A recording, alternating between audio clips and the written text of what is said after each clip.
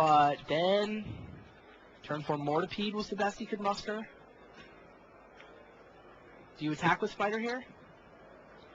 I mean, yeah, I don't see why not. Well, I guess unless you're going to block the free wind Equinox. Maybe not. Maybe you want to just take out the flyer and feel like you can deal with the board.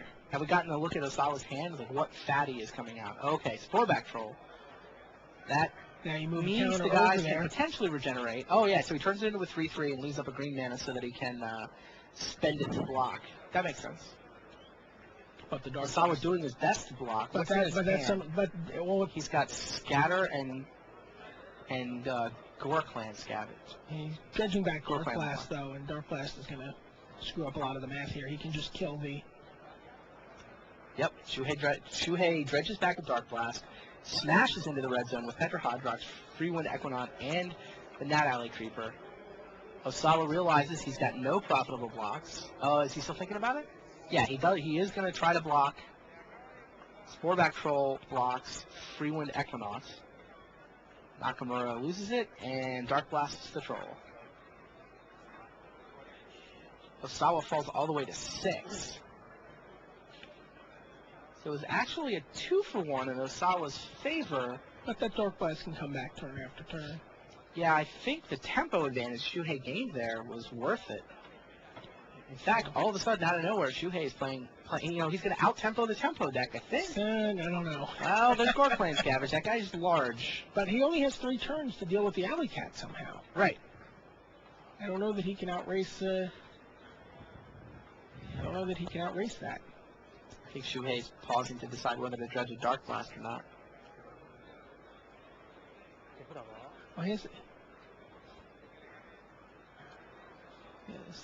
Yes, yeah, it does decide to...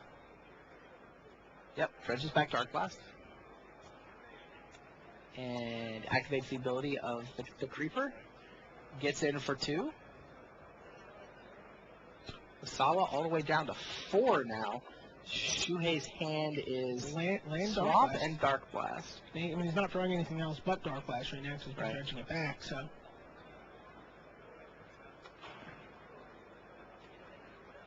Gore Clan Savage comes into the red zone. Shuhei does have the play available to block with Petra Hydrox and then Dark Blast it, but I think... Oh, there's an Eidolon in his graveyard, so that would actually turn a profit. There's Seal of Doom from Takuya Osawa. Seal of Doom means that Creeper is not actually going to kill him all by himself. Shuhei's got to draw off the top of his deck. He's got to find something else. And he's going to force Shuhei to use a Dark Blast or pay some mana to... Oh, and he's got Scatter. Shuhei Dark Blasted away the 1/1 Spider, trying to clear a path for Alley Cat. Turns out, Scatter the Seed, so there's 3 tokens, and that means that Shuhei has to spend the mana to make the Creeper unblockable. He does that, and Osawa obliges by using Seal of Dawn to move it off the board. The board is now a gigantic Gore Clan Savage for Osawa. A nice 5/6. He's also got 3 1/1 sacrifices. One's a 2/2. He grafted. Oh, he grafted, so he's actually able to save. Yeah, of course. Now, is that the... Oh, it's another Spider. So, 3 Saplings, one of which is 2/2. A 5/6 Gore Clan Savage. Shuhei flips a card off the top of his deck, and it is not the card he needs. Takuya Osawa has defeated Shuhei Nakamura. Wow! 3 games to 1. Shuhei Nakamura did everything he could, but just couldn't get the job done. Osawa's deck, arguably the best deck in this entire top 8, and he's going to be taking it to the finals, where he is going to be battling with Aaron Brackman. Who is the other side of that argument about the best deck? Explain. Well, I mean, you said arguably the best deck in the top 8, and I would argue that Aaron Brackman has the best deck in the top 8. So this is the anti-Mark Rosewater top 8. One of the things Mark Rosewater always used to do when he was in the booth he'd always pick the best player. The players are going to win. It's not about the decks. It's about the players. This top 8 seems like it's about the decks. These 2 decks appear to be the best 2 decks in the field. Well, Antonino DeRosa probably has the real best